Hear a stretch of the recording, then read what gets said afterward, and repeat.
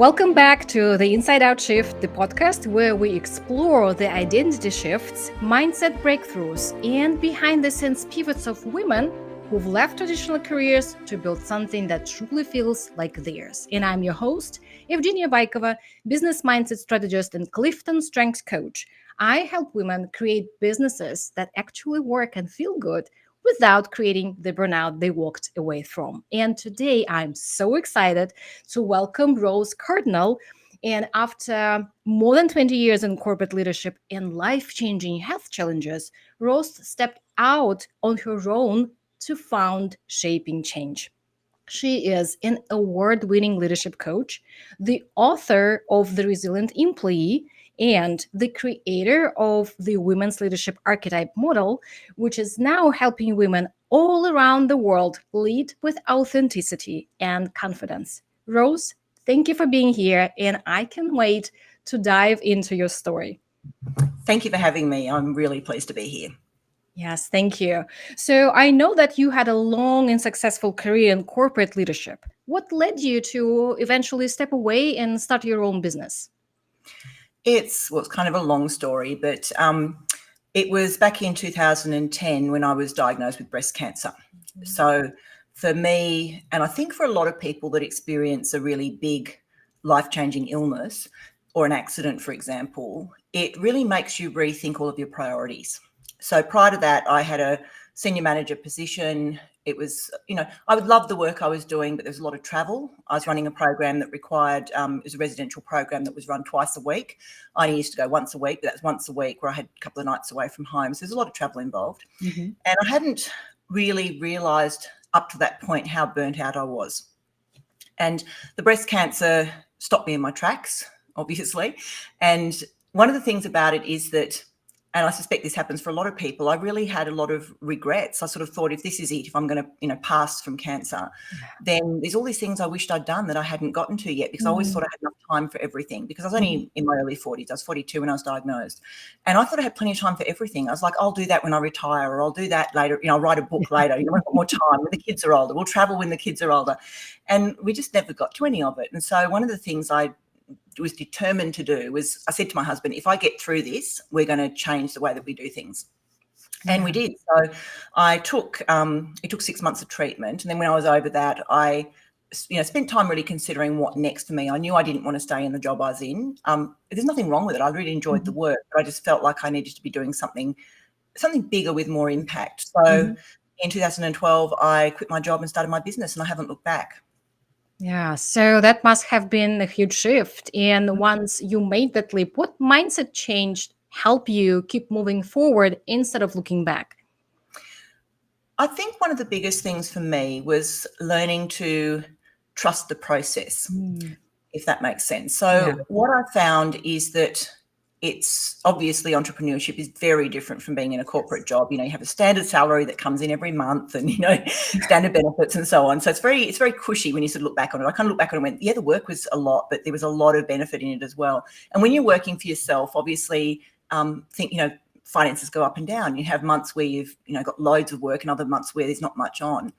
And in those sort of slower months, the trust the process thing was important for me, to kind of go, don't panic. The work will come back. It always does. And it didn't take me long to sort of figure that out, that, there, of course, there's going to be some slow parts of the business, but it always comes back. As long as you've got a good pipeline and you've got good sales processes and good marketing processes, it always comes back. And so for me, that was the big mindset shift of just, even when things feel uncertain and feel scary, you trust the process and you work your way through it. And I think I learned that from the cancer treatment as well. You've just got to trust the process. You've got to let go and trust the process. Oh, yes. Yeah. And I don't know why, but probably that's, what I experienced being a leader. Like, you are getting not just skills, but you are also, enhancing your intuition. And you can be there for other people, supporting them, and you are getting something for yourself, right? Like, that leadership, it's not just belong to a team or being in charge of things. And I know that many women, they feel like they don't fit into traditional male defined leadership models. And I know that you being a leader for a long time. So when you started reframing that leadership for yourself, what helped you see women's leadership as powerful in its own right? I came out of a male-dominated industry, so I was in the electricity industry.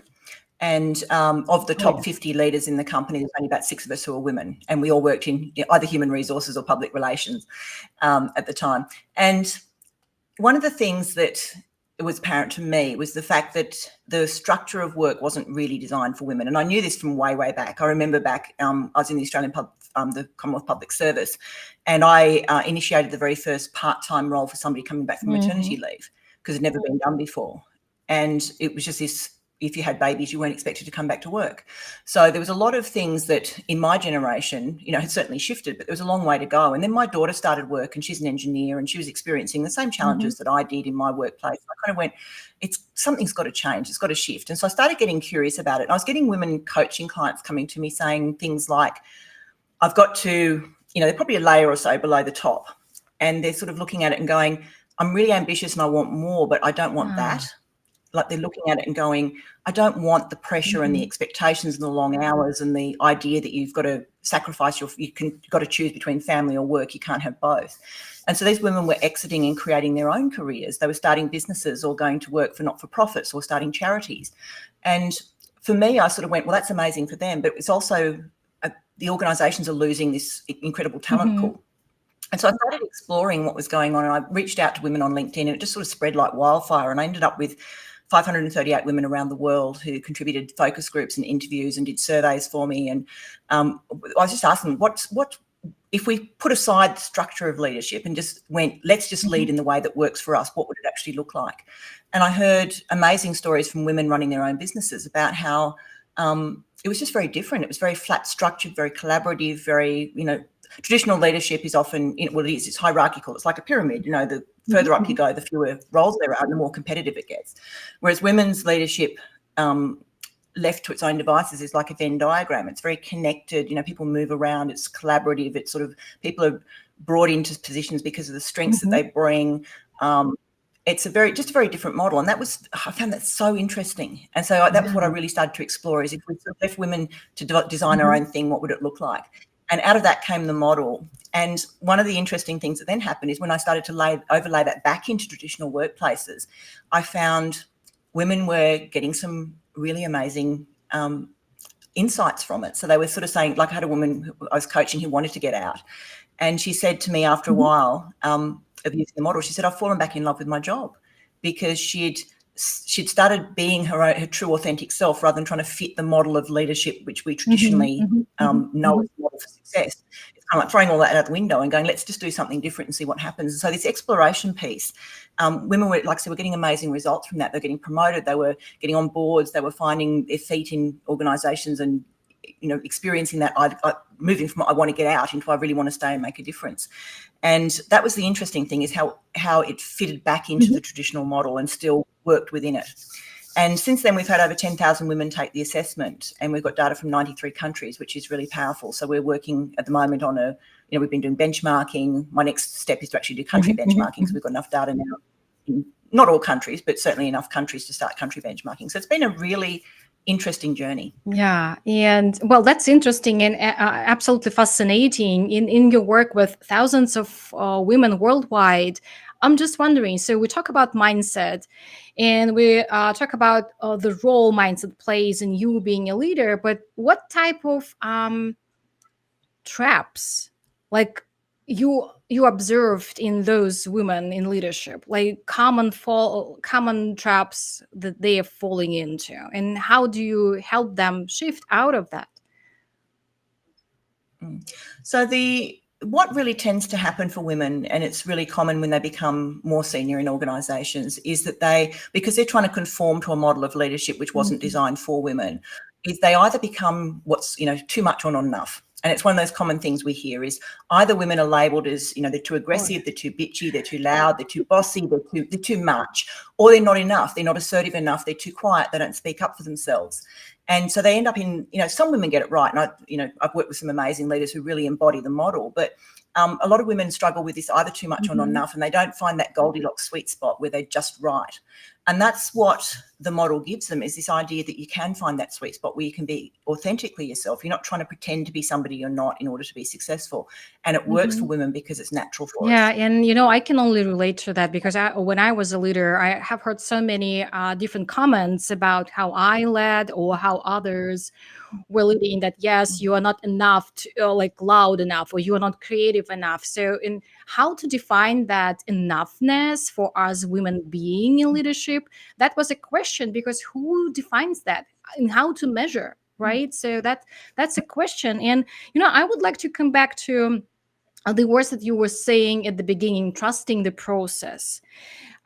We all know that businesses, they are going up and down, and you have all the seasons. So when your business slowing down during probably some personal challenges, how did you hold on to confidence instead of falling into self-doubts? Look, I've just been through, in the middle of a fairly challenging situation at the moment. So my elderly father had a bad fall back in October last year and fractured his skull and had bleeding in the brain. And he spent 2 months in rehab and had to move states because he lived in Canberra and we live in Tasmania. So he wanted to come and live with us. So we moved him down here. And it's been a very challenging journey because he needs a lot of medical support. I had a few weeks ago, we had 6 appointments in 1 week. And specialist appointments would take quite a lot of time. So it's taking a lot of time out of my life right now to look after him and support him, which he absolutely needs. And I'm not begrudging that in the slightest. But for my business, it's made quite a big difference, obviously, because, I'm not out there doing the things I'd normally do. I'm not out, networking, having coffees and meeting people and keeping the pipeline full. So it's been challenging. And it's been one of those things where, again, I've just had to remind myself to trust the process. It comes back. When I'm ready, it will come back. And that's, I think, the benefit of having a good reputation, because as you know, in business, your reputation is everything. And it's easy for people to, and you do see it a lot with some business models, that sort of burn through of, they treat clients badly. It's just all about making money and moving on. But eventually you run out of people who've got goodwill towards you. So having that sort of, I guess, that goodwill bank is really important. And so for me, when we brought Dad back, and there's been a lot going on, I've had a couple of really quiet months, and I had some surgery myself in October and in August, so had some really quiet months there. And it was one of those things where, again, I just had to go, I've just got to trust the process is coming back, and it does. I had some calls recently from clients wanting me to go and do some fairly big pieces of work, so that's all sort of structured and lined up around what I need to do for my dad. But I think it's a bit hard to explain how it works for me, but I do definitely have those moments where I go, I'm failing. I think everybody does. That's it. I'm never going to get another client ever again. Look at my diary. There's nothing in my diary. I'm never getting a client ever again. I mean, that's not true, because I've always got coaching clients, but those big pieces of consulting work. And then I just have to keep reminding myself, it's going to be okay. Trust the process. It comes back, and it always does. I've found it always does. I've been doing this for 13 years, and it always comes back. So I think I've got a good, solid body of proof that it works. And I like that. Also, today in the morning, I had a conversation about trusting the intuition. Another thing that I would like you to ask is about the foundation. So you were saying that the reputation is there. That means that you are starting not from scratch when you are back from your challenges, like from your personal situations, right? And it seems like that foundation is also important, how you are intentional about that. But what would you say about remembering your why you even started the thing? That's absolutely critical, is that foundation of your purpose and also your values. And my why is releasing true potential. So that's been something that's been incredibly important to me for as long as I can remember. That's what got me into learning and development originally, and then into organizational development, was this helping organizations and people be better at what they do. And coming back to that, and the values piece as well, is really the bedrock of your business. If you're not solid around that, and you do see people making that mistake, they become very they chase the shiny things, and they lose sight of who they really are. And quite often they reinvent themselves for every new situation that comes along. So when people sort of look back on them, they see so many different faces, I suppose you could say, that they don't know who the real person is. And personal branding is just so important when you're a small entrepreneur. Like, I haven't got a huge business. So a lot of it is about me and how I show up. So that personal branding piece is critical. You've got to really figure out who you are, what you stand for, and really stick to it regardless. I like that. I like that you brought the personal branding, because to me, it's not just the foundation, it's you. It's all about you. And if you are, sorry, pretending that you are someone else, that's not easy to stick to that. It's not easy to market it. It's not easy to build your brand on that. And I see so many women, wonderful one, who are chasing someone else's versions of success, and they try to pretend that they are actually another person. But then after they realize that, well, actually that was the trap, and they are reflecting on what they did and how they can be different in what they're doing, that's absolutely another conversation. And they like, what they were looking for, like phoenix, like that bird, right? So they burn down and then they again, here I am, and this is me. This is pure me, authentic me, and you can trust me. And I also feel and I sense that you can sense that people are not like being themselves with you when they are pretending to be someone else. It's like acting. It's not being you. And I believe this is so important, how you be in what you do. Yeah, Absolutely. And you do see that, and again, getting back to women in leadership, is that a lot of women in those leaders in senior leadership roles are pretending to be something they're not. They really are. They're pretending to be, tough and aggressive and in control when they're actually not, or they're going the other way and being very, gentle and sweet and kind because they think that, being that sort of people pleasing is going to be what gets them ahead. And in fact, they might not be. And one of the things that quite often shows up when I do the diagnostic work with the model is this issue of being, it's not deliberately pretending. It's just feeling like you have to do that in order to be successful, right? If I want to get promoted, I've got to learn how to do it. I've got to learn how to put on the whatever it is. And look, I'm very, very introverted, and I'm very, I'm quite measured and thoughtful and quiet. And I've never been the kind of person who can kind of dance around on stage and, I do speaking gigs, but I'm not that kind of person. And you often sort of get people say, you've got to be more energetic and more, engaging and that sort of thing. And it's never really worked for me. And I gave up trying to do that and just went, I'm just going to be me. And there's going to be people who are going to, maybe watch my videos or something and go, God, she's boring. But that's okay, because they're probably not my audience. There's so many people out there doing the similar sort of work to what I do. They'll find their person eventually. It probably won't be me. And that was sort of, again, that sort of feeling of I've got to just get back to who I am rather than trying to be something that I'm not. And I did that for years and years in leadership because I really sort of felt that I needed to be more assertive and more aggressive and more demanding. And, it's because I was brought up with men leaders as role models, and that's what they were doing. And it works for them because it sort of comes more naturally. And it was just one of those things when I kind of realized it was just all, it's just all an act, really. I just drop that and just go back to who I am. And I'm never going to be loud about it. And this is golden because that people will remember you because who you are, right? Not because of you trying to be aggressive or more, I don't know, be a different person. And when we had our initial conversation, I shared with you that, well, I left my organization, my team in 2018. And they still remember me because I was so gentle, I was listening, and I was there for them. That's how I am remembered. And I'm so fulfilled by that. Not because I was pushy, not because I was, harsh on them. No, we were dealing with the things together. We were growing together. And that's how they remember me. And and another thing is that when you are pretending to be someone else, you are spending your energy like you are draining. And it's so hard and you don't like that. And at the end, like you're questioning all the actions, all the decisions that you made. So why to do that, right? And I want to talk about the women leadership archetypes because I cannot imagine how much time you invested. And it should be something very powerful. So can you share a little bit about the model and what's it about?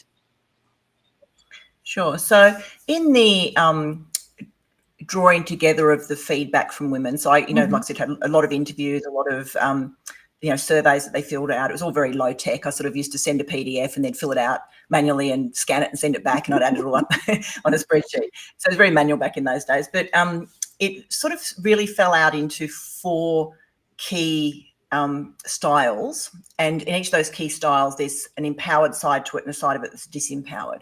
So the models ended up with 8 leadership archetypes essentially, and I really wanted to ground it in theory, so I overlaid other models that I work with. So one of the things that came out of it, which was really interesting, is there's a correlation between my model and the David McClellan social motives, which was really interesting, because I kind of then went, okay, so this is a real thing. It's not just a whole bunch of women just sort of talking about stuff that they wish happened. For me, I'm a theory girl. I really want to understand that this was going to be something that was grounded in something real. And so what ended up happening is we've got essentially the 4 empowered archetypes, and I'll start with those. So it's represented in a diamond shape, and at the top of the diamond is the sovereign archetype, and that's women at our absolute best. That's that sense of self. It's empowerment for yourself. So it's about self-actualization. It's about being the best you can be. It's about leaving ego behind and just stepping into things for the joy of doing it. The Maslow self-actualizing is there's quite an overlap there. So it really is this sense of when we're at our absolute best personally, and this is a sense of self for us. And women in that space are just incredible. They're doing amazing, amazing things. When I've spoken to women and worked with women who embody that sovereign archetype, they're just phenomenal women. They're the kind of women who are out there changing the world. They see something wrong and they go, you know what, I'm going to do something about this. And they go off and do it. And then underneath that, there's the three archetypes, which essentially almost like situational leadership. It's like you have access to all of them and you can pick and choose the right one for the right time. But everybody sort of tends to have biases one way or the other. But, essentially the ideal of development is that we are able to use all of them. So I'll start on one side of it. So we've got the warrior archetype, which is the woman who gets things done. She's got great vision. She's setting goals. She's achieving things, but there's no ego. She does it because she just loves achieving. So she'll have goals in her professional life, in her personal life. And she's always, she loves a good challenge. It's like this sense of, pick something up and runs with it. But she also doesn't fear failure. It's this sense of, well, if something didn't work, that's really interesting. I learned a lot from that. So she's not beating herself up for something going wrong. It's just simply, okay, that's interesting. I'll try something different next time. And then we've got our wise woman archetype, and she represents women when we step into power and influence. And what happens for women when I sort of did this exploration around women and power and influence and status, what came out really strongly is that women tend to use power through knowledge. So the idea that women become influential and powerful because of what they know.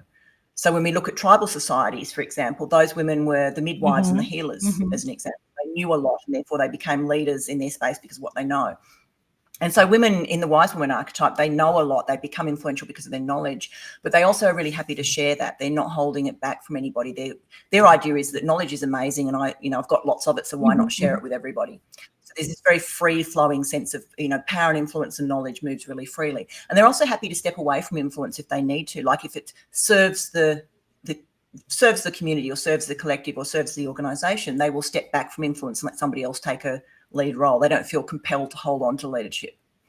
And then we've got our tribe builder archetype, who's the one who collects, it's that collectiveness, bringing people together, bringing women into collectives and working together. They create teams, and they're amazing women because they just have this incredible love for people. They want to be around people. They want to get to know them. They just collect people around them. And I've got a woman in my circles who's a really, she scores the highest that you can for the tribe builder, and she knows so many people. She's so connected. She used to be a travel agent, a tour guide back in the day in Europe when she was younger. And she stayed in touch with most of the people that she tour guided. So if she ever goes overseas, she just puts something on Facebook and then she's meeting up with people for coffee. And, so she just has this incredible network.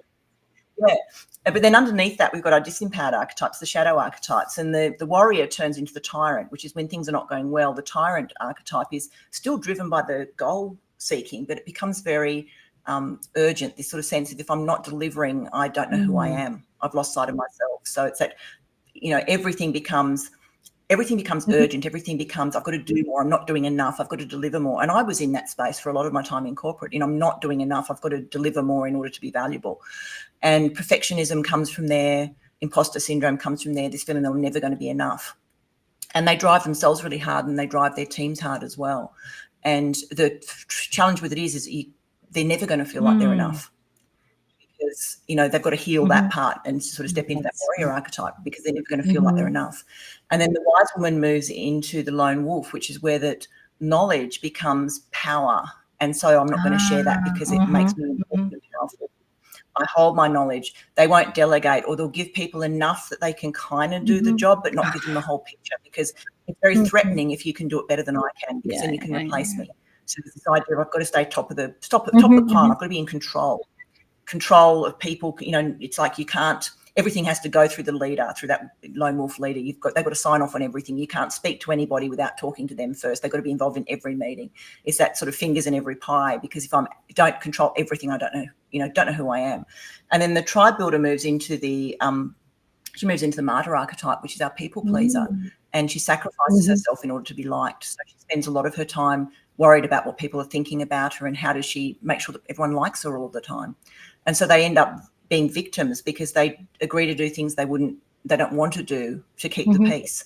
So when I talked about that earlier on, I mentioned a leader I was coaching who fell back in love with her job. When I worked with her, she was in that martyr archetype. So she was doing things like, she was an executive, but if the meeting was running overtime and it was going into lunchtime, she'd go around the table and take lunch orders, and then go over to the cafe and buy lunch for everybody. And it's like, you're an executive. Why are you doing that? But it was this need to please them. It's like, if I do that sort of thing, people don't like me. And then right at the bottom of the diamond, we've got our hermit archetype, which is where we go when things are really not okay. And that's like withdrawing into a hermit cave, putting things off, procrastinating, hiding from the world, hoping that everything's going to go away or take care of itself. And so basically that's the model in a nutshell. Yeah, that's very insightful. So, Rose, if anyone from our listeners, or for example, for myself, if I want to get this assessment, if I want to complete it, how can I get it? So we've got a website now for it. So I've got my Shaping Change website, which is my normal business. And then the archetypes are important enough for a website of their own. So it's womensleaderarchetypes.com.au. Yeah, and we will share the link so that you can click and get there and explore and probably get it for yourself.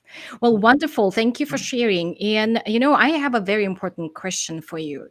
For those women who are listening and who may be considering a big leap out of corporate themselves, what's one belief they need to let go of, or one belief that they need to adopt? If you're looking at leaving, I think, from reflecting on my own personal experience, the biggest thing was giving up that security. I came from an organisation with unlimited sick leave, and I just had cancer. So having unlimited sick leave is a pretty big perk when you've been sick for 6 months. So that letting go of security is what holds a lot of women back. There's a lot of women out there who go, I really want to do my own thing, but it's that sense of, I need the money. The kids are in private school or whatever it is, this sense of this belief that you can't make as much money on your own as you can in the corporate world. And, it's absolutely not true. I made basically 6 figures in my first year, and in the second year I surpassed my corporate salary. So it's absolutely doable. Yay! That's wonderful news. I love it. Yeah.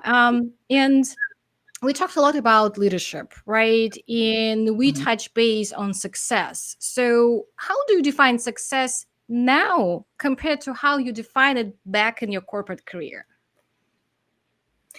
In my corporate career, success was very much about getting promoted, getting to the next level, sort of getting involved in more things, having a bigger span of control, having more influence. And now it's very much shifted for me into success being the fact that I don't work on Thursdays because I look after my twin grandsons who are 2.5, and that's lovely. I love my grandma day. I've got time to, spend time with my dad when he needs it. I can take him to appointments. I've got the flexibility to just drop everything if he needs me. And that for me is success. The fact that I've reached a point where it's financially successful and personally successful as well. And back in the corporate world, there very much for me was this feeling that it was either or. And a lot of women feel that way. It's either family or work. There's this sense of, and we talk a lot about work-life balance and work-life integration and all those buzzwords that kind of go with that. And that's the struggle that a lot of women have, is having to feel like they have to choose. And I've reached a point in my business where I don't have to choose. I can do both, because, I've got coaching clients coming in, and coaching clients are really, my clients are amazing. Like if I have to get in touch with a client saying, look, I'm really sorry, can we postpone our coaching session till tomorrow because my dad's, had something happen. They've all been incredibly generous. And so I haven't, it's this sort of sense of I can still keep all of that side of the business going really well, but also look after my family, which has been so important. Yes, amazing. Thank you. And before we wrap up, let's end with something fun. If your leadership work had a theme song, what would it be and why? I've got a beautiful song that I use quite a bit when I run women's leadership programs. You know the song "This Is Me" from The Greatest Showman? It's such a fabulous song. It's the one that I show is actually the video clip of the cast of the Greatest Showman singing that song to the people who are going to be backing the movie. So the movie hadn't had a green light yet. And so I don't know if you've seen that. It's been kicking around on YouTube for a long time, but they were singing the song to the people who are going to be paying money for the movie. And just the energy in it and it's just such a beautiful theme, that sort of sense of stepping into your true self, being authentic, being entirely you, forgetting about what other people think about you, casting all that aside and just, going, this is me. I'm showing up who I am, how I am, and, like it or lump it kind of thing. And the song itself is incredibly powerful. The voices are amazing. And in that particular film clip, like the audience, the people who are going to be spending money on the movie, by the end of it, they're standing up and dancing and all that sort of thing. And that was the moment where they kind of went, yes, we're spending money on the movie. So it's a really fantastic empowerment theme, I think. I'm very familiar. I'm with this song. This is my youngest daughter favorite one, and when we are driving somewhere, what we do, we just get it very loud, open the windows, and we just screaming it. We're screaming this song. Yeah, I love it. It's such a great song. And that version of it is just, so powerful because the lead singer, when she starts out, her voice is really quite wobbly. And she says in the sort of lead up to when they play the song, she said she was incredibly, incredibly nervous. And Hugh Jackman's sort of sitting next to her and he gave her hand a little squeeze. And that was the bit where she's kind of like, found her courage. And so it's in that film clip, it's her finding her courage as well as that being represented by the song itself. Yeah, and I can see how this song is so relevant to what you do. It's like, this song is, or your business is embodying this song, or vice versa. It's just like, all the pieces putting there together and all the people. Well, I can see that. I love it so much. Embracing power and embracing your voice. Yeah. Thank you. And characters, they're so different. How they look like. Yeah, all the things. Yeah, I like it so much. And Ros, thank you so much for sharing your journey with us. And your story is incredible, from stepping out of corporate to create a model, and not just create a model, but collect all the data all over the world. And you are promoting that actually we women, we lead differently, and that's not just okay. This is who we are. And I so happy that you exist and that you are bringing us, the entire world, I would say, that instrument that can measure and that can define that, yes, we are good, we have that greatness in us. And well, for those who are listening, reach out to Ros, use all the links that we will share, take this assessment, you will never regret.